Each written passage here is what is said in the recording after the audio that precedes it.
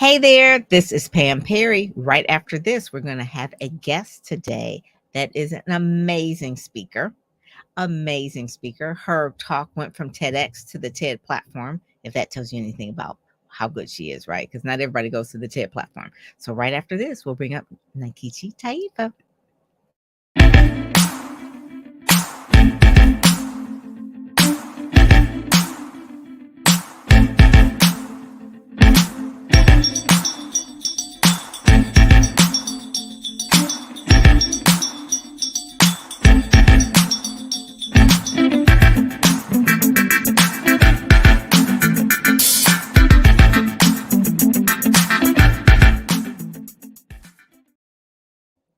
Hey there. So, like I promised you, here is Nkechi Taifa.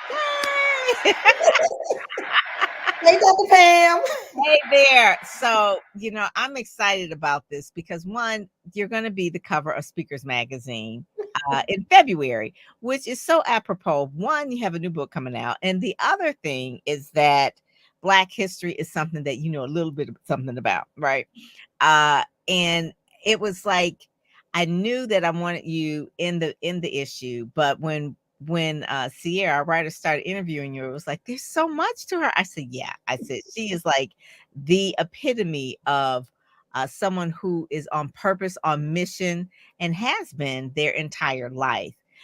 This particular book, this is your first book. This is a memoir, thick book, right? It is so, so good. And one of the things that I was reading about you when you were in high school, like your parents sent you to this little Catholic school. All white girls Catholic school in Maryland, in the suburbs. And I was just cracking up of some of the things that happened to you. And even then, you were like, just really had a transformational experience in junior high and was really like, I'm going to be the Black Power girl. Now, this was in the 70s, everybody was singing James Brown, I'm Black and I'm proud and all that. But you like really like to this point, like, this is my life. This is what I'm doing. And you just had an awakening. People say you were woke. You were woke way back then. So kind of tell us the genesis of Nkechi. If you can even remind some of the people that knew you before you changed your name and why that was important for you to do that at, what was it, 16 years old? Yeah, Mm-hmm. yeah. So Yeah. tell us a little bit about that. Yeah, 16 years old now. Most folk, when they hear my name, I have to remind them, y'all know my mama did not name me Nkechi Taifa back in the 50s when I was born. That was not the style of the trend back then. No, my name was Anita Caldwell. Mhm. But when I was 16 years old, I adopted an African name. I went in an African bookstore and picked out a African names book, and I saw this name. It looked to me Nkechi. It Right. wasn't until years later that I found out there was the wrong pronunciation. It should have been Nkechi. But Right. again, I said our tongues were colonized. I didn't no. But in junior high school, actually, Dr. Pam, there was this poster on the bulletin board of my Black Studies class. This was when Black Studies was first coming into the classroom. It's like we've come first full circle now. They're trying to take Black Studies out of the classroom now and banning books. But there was this poster of this Black man with a Black beret on his head with a rifle in one hand and a spear in the other, sitting in a Grand Slam wicker chair. And he was Huey Newton of the Black Panther Party. And Mm. all of the teenage girls were talking about how fine this brother was. But I was asking the teacher, well, why is he in jail? And I was saying, why is the head of the Black Panther Party being represented by white lawyers? I'm asking, where are the Black lawyers to represent Black people? Right. And I knew then I wanted to be a lawyer. I wanted to do something about justice for our Black people. And I wanted to keep our history out there and keep it alive. So that was at a very young age, Dr. Pam. That's like a calling. That really is, because that spoke to you. It just leaped out into you. A lot of the things that reading from the book, were very pivotal. And you went on to Howard and then went to George Washington Law School. And then one of the things you really wanted to do was to be a public defender. So kind of tell us a little bit about how you felt when you went and applied, and then you had another pivot, but then we'll talk about that next pivot. Yeah, so I wanted to represent the people, right? Right. And so I went and applied, and I was just devastated because I did not get the job. And That I'm was in saying, DC, how which could is they not hire me? This is what I was called to do, and all like that. But it's like, you think about the reasons why things happen. And I thought, Mhm. well, if I had gotten that job, I might not have applied for another job, which Right. led to something else, which led to something else. And it was like dots being connected Mhm, as a mhm. result of that door being closed. I didn't just stop with that door being closed. I decided, well, there are other doors I can go through. And it has really been an upward trajectory to my career by not getting that job. And I ended up still representing Black folk and Right. still being in the court and all those things. I just didn't do it from that particular perch.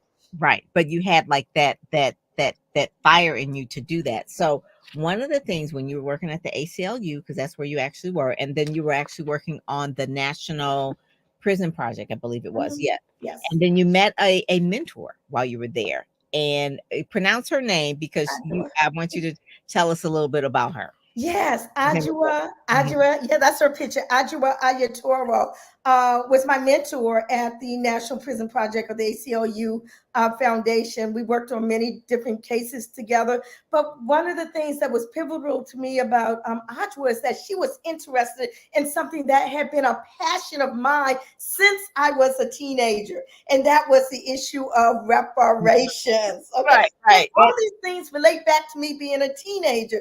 Being Right. a teenager, 16 years old again, helping to sell Black Panther Party newspapers on the streets of Washington, D.C. I wasn't a Panther. I was just doing Helping the community cause. work. Right. It, Mhm. it, Helping it, the cause, helping the cause. So she ended up being like a mentor you in all the things. yes. She was you know, one of the things that you talk about her, that she was in a fire, that she was actually burned It was uh, burned. a lot of her body just by, Yes. making tea one day or something like that, Yes. and Yes. and that sort of thing. But the fact that you all were um she really introduced you to the revolutionary world of national Black nationalism. No, no, no, no, no. The other way around. She Oh, introduced me to the law, the legal aspects, and I introduced her to the revolutionary Black nation. So it was like a coming together of the Black legal world with the National Conference of Black Lawyers that Audra was part of, and me being part of the Black revolutionary Black nationalist world. And that oh, is really what led to all of the momentum that we see today on the issue of reparations. wow, that is I did not realize that. So I thought it was like she was, but no, it was just like a connection between the I both. had other mentors who introduced me at an early age to the Black nationalism and all that. But Oh my. yeah, So for those of you all, so we just kind of jump off and started talking about a speaker's magazine and your books and all of that. But she has been on the front line of doing the work that she's been doing for just Black people. I mean, she's known for the reparations things, but then also to prison reform yeah, issues and things like that. I mean, there are a lot of issues. So, like I said, she has been to Howard, went to Georgetown, worked for many years. Now the Taifa. went to GW, not Georgetown. Oh, GW. George Okay. Washington. I mean, Right. whatever. Washington. Yeah. The So Geor right. I'm from DC, and every time I say George, I'm gonna say town, right? It's George Washington University, it's right? okay. So that's one of the things. But the main thing is that when you read her memoir, you'll see that one of the that I just watched something that you were on C-SPAN the other day. I think I sent it to Sierra, and you were, and I was so proud of you. And I'd seen it before, but I was like, she is on the panel with Malcolm X's daughter and Yeah.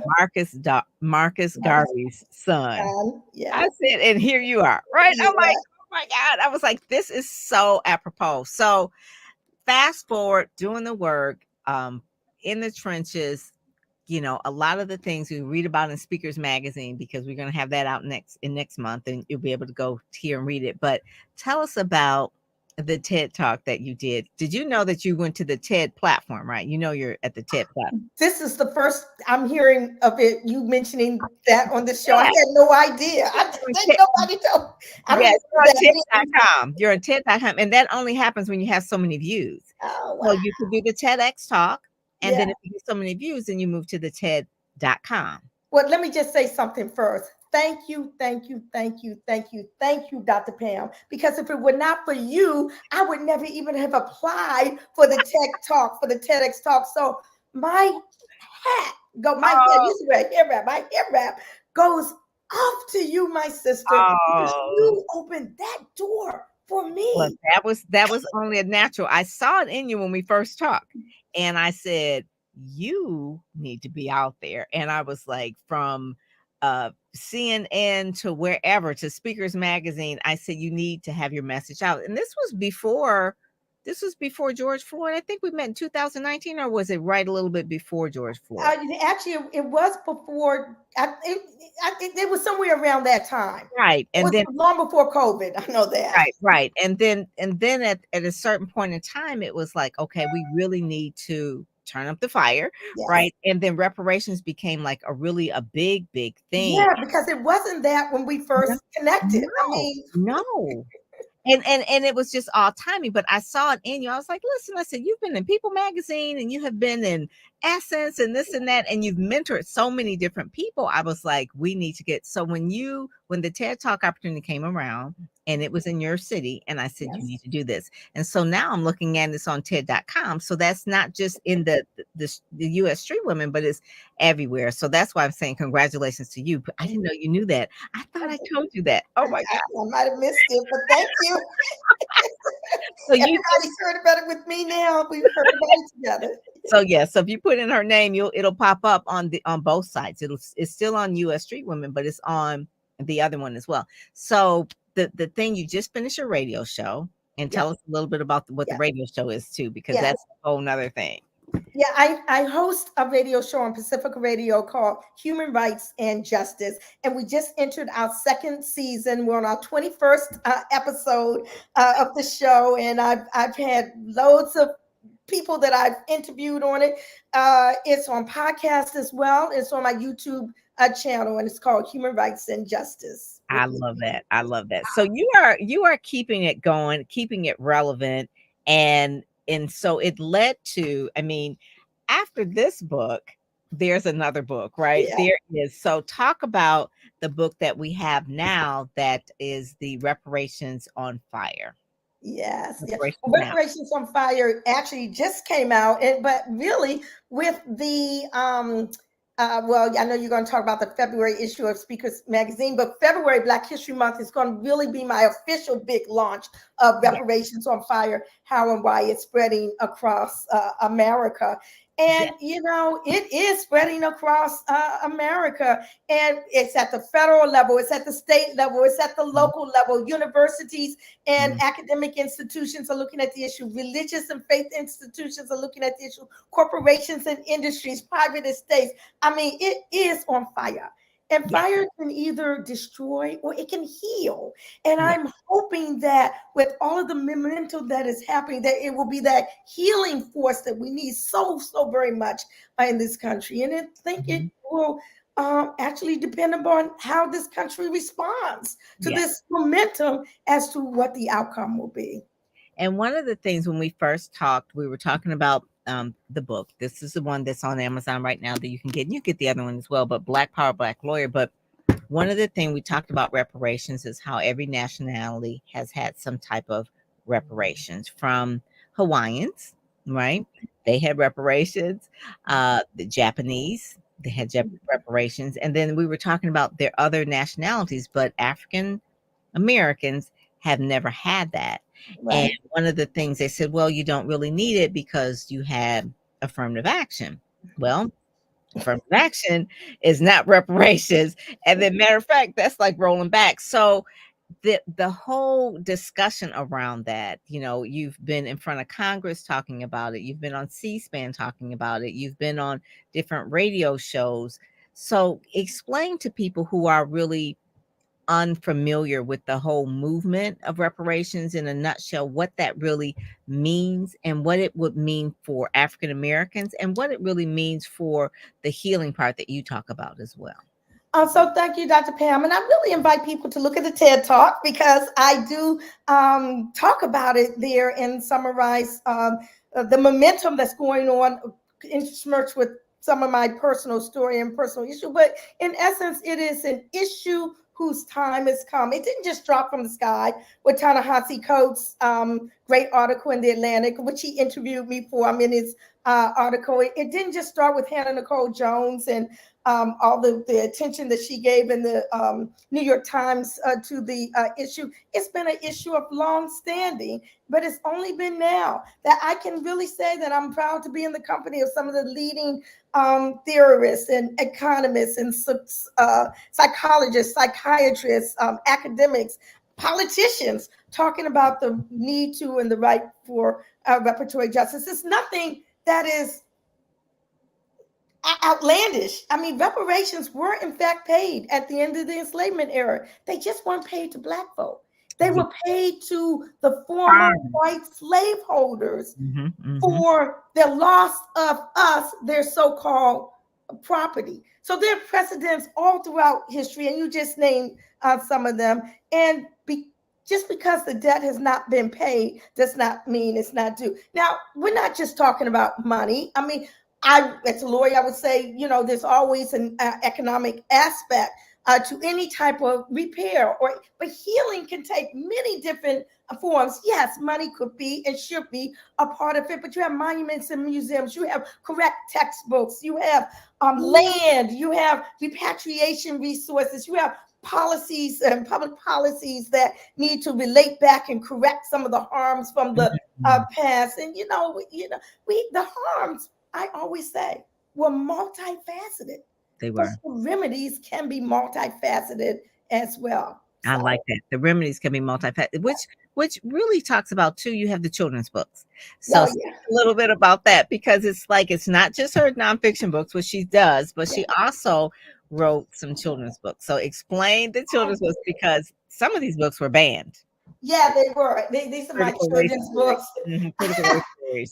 Shining Legacy, Storypoems and Tales for the Young, So Black Heroes Forever Will Be Sung, The Adventures of Kojo and Amma, and Three Tales of Wisdom. Now, these books were written a very long time ago. I used to be a teacher before I was a lawyer. I was a first grade teacher in what's called an independent Black school. And I wrote these because they didn't have books for children. They were not. It's not like what you see in bookstores today, where you see all these aisles with beautiful Black books. They didn't have that back then in the 70s, 80s. Target got Black books now. They got a whole I can assure you they didn't have that back then. So I wrote these books, and then 2 years ago, when I found out that they were on the banned book list of the Central York School District, I was flabbergasted. The books were no longer even in print, Dr. Pam. So I said, look, I'm going to put my books back out in print. If they're going to ban my books, I'm going to put them back out. So I republished them last year, and they're back out in circulation on Amazon and on AALBC, African American Literature Book Club, because I always encourage people to do what I call buy Black. Yes. And that Troy, shout out to Troy Johnson. He has had that site probably about 20 years. It was like basically like a Amazon for if you're looking for primarily Black books. And that was what he's been doing. He's been steady at it. He's been doing it forever. Love Troy. And so the books basically are to encourage Black kids to feel proud about their history, where they've come from. Yeah, their culture and all of that. So that's why it was just surprising that it was banned. Yeah, well, along with other great books that you never would believe, book about Rosa Parks. I mean, it's just astounding what's going on in this country, and it's really kind of scary, Dr. Pam. It is. And we really need to be in front of all that. Yeah, it's like a rollback. Yeah. And so this picture right here, I I don't know if you all can see it. It's on the podcast too, but it is 20 actually years old. when she was 20 years old. But the people in here, Yeah, and this is really like, I love this. I told you, I said I love this cover. It has Malcolm X, Harriet Tubman, Marcus Garvey. yeah. Um, there is, I think There it's are many others, so you may not know the name. Of course, there's Rosa Parks, there's right. Angela, there's Sada Shakur, there's Chokwe Lumumba, there's Queen Mother Moore. Some of these names you may not know. Geronimo Pratt, Imari Obadele, but all of these names are people that are in the book, and I talk Mhm. about some of these movements. Because see, Pam, I was part of many different movements. It was like the Black Studies movement. It was the anti-apartheid movement. It was the Mhm. movement to free political prisoners. It was the independent Black schools movement, the reparations movement, the movement against mass incarceration. All of that is Mhm. subsumed within Black Power, Black Lawyer, my audacious quest for I justice. love this. And this is one of the things too. I remember you're on PBS as well. That was one of the shows as well. And you're on the Chavis Chronicles. Oh yes. And so Oh Dr. yeah. Chavis was one of the people that a lot of people don't really know the history of Dr. Chavis and how he was always in the forefront. But you said I think you were in college at the Yep. time, Howard. and you were passing out some literature and things like Yes. that that had to do with freeing him from prison. Yes. I worked on his. Well, I didn't work on his case. I was part of the college support group, I guess you could say, for the National Committee to free the Wilmington 10. He was part of the Wilmington 10. We took the bus, we chartered the bus, went down to Wilmington, North Carolina for a big rally. Yeah, so that was, yeah, college days. That is like full circle moment. So when you're sitting up there on PBS with Dr. Chavis, even though it's like, wow, this is like full circle moment. And so talk to people a little bit. Speakers Magazine, we promote African American speakers. I'm unapologetic about that. Always, wanting to have people understand like why. And the main thing is that for people like you to have the voices to be uplifted on the platform, because there's so many disparities, from political disparities to health disparities, all kind of economic disparities. But in order for things to really bridge, we need voices like you and people who are on the front line. So kind of explain to people a little bit about your brand, I guess you would say, of why it's important to stay focused and be there's a lot of people who say, "Oh, I just want to be on stage. I want to be on a TED Talk," but it's not because you're going to be on a TED Talk just so you can be famous. It's like it has to do with a mission and an idea, or something that grabs you from a passion from early on, and it just kind of guides you through life. So, tell us about your brand and where it is now and where it's going and where you see it going next. Okay, so my brand is all about what I call justice. Okay, I Mhm. consider myself a visionary thought leader and expert on issues dealing with race and justice. But in essence, it's about really believing in what you do. That's where you Mhm. get success, the passion and the belief, the strong belief with all your heart and all your soul through good times and through bad times, through the ups and downs, when you're laughed at or when you're taken seriously. Let me tell you, I've been laughed out. You talk about Right. people talking about reparations like 40 years ago. It was the butt of jokes. But it is that faith, okay, in a cause. I liken it to um, today being able to sit under the shade of trees whose plants I helped to seed, I guess you could say, back in the day. Mhm. And that's Mhm. what gives me that satisfaction. You don't see the results decades earlier, Yeah. okay? But you're helping to plant those seeds so that the results can flourish and can be nourished and can sprout up. And so that's what's happening now. Oh my God. And so the next thing, I just see you speaking more, uh, doing your own radio show, own TV show, because it's a radio and TV show, right? Because it's broadcast on YouTube. Yes. And then also, too, just really creating more, I guess you would say, awareness, and then pulling other people along as you're mentoring them as well. That's like one of the key things, besides making sure that we probably will see reparations, and we do see them in some cities in some form, like Chicago and things like that, but you will probably see more like that. I know Detroit, where I'm from, there's a reparations task committee. There is, Keith yes. Williams is on part of that, and so every city will have its own different form, but I see people always coming to you to ask, like, what do you think? What does Nkechi think? It's just like, what does she think? And so where have you been, I guess you would say, that has surprised you recently? Because you've always been on the forefront, but where have been certain things where you has been surprising, like they've been called to ask me to speak, or I'm going here, and that sort of thing, or even just hired you as a consultant? Oh yeah, well, I'm kind of like I've been like an advisor, I guess, to governments, to not only the federal government because I've been working on the federal bill from day one, but states. I testified before the California Reparations Task Force. That I've been working with the New York, their New York State. It's about to reintroduce the reparations bill, which is slated to pass.